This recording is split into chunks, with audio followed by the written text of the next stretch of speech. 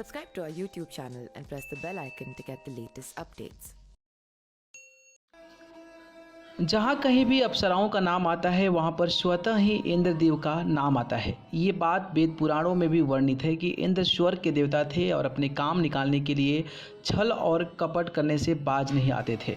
एक बार ऐसा ही हुआ जब ऋषियों में श्रेष्ठ ऋषि कंडू गोमती नदी के किनारे घोर तपस्या कर रहे थे। तब उनकी तपस्या से दुखी होकर इंद्र ने अत्यंत सुंदर अप्सरा परमलोचा को चुना और ऋषि कंडू के तपस्या भंग करने के लिए भेजा।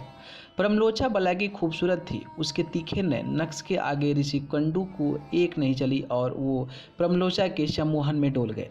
अब ऋषि कंडू पूजा पाठ और तपस्या भूलकर पूरी तरह से गृहस्थ आश्रम के मुंह में फंस गए और अपनी कड़ी तपस्या भंग कर बैठे।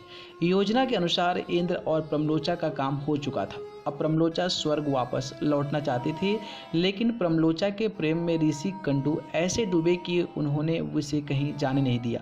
लेकिन परमलोचा अब किसी भी तरह स्वर्ग लौटना चाहती थी, लेकिन वो कुंडू के श्राप से भी डरती थी, इसलिए चाहकर भी कहीं नहीं जा सकती थी। फिर एक दिन अचानक ऋषि कंडू को अपने पूजा पाठ और तपस्या याद आई, तो वे अपनी कुटिया से निकल कर बोले, मैं पूजा पाठ करने जा रहा हूँ। तब परमलोचा बोली, इतने सालों में आज आपको साधना सूझी है? इतने दिन से तो आप गृहस्थ आश्रम में जी रहे थे। ऋषि कंडू बोले, तुम सुबह ही आई हो और मुझे साधना और तपस्या के बारे में बता रही हो।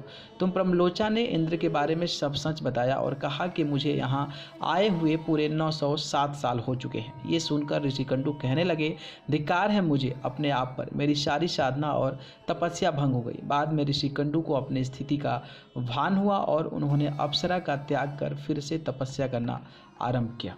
न्यूज़ रूम से अमेजिंग वर्ल्ड की report. Subscribe to our YouTube channel and press the bell icon to get the latest updates.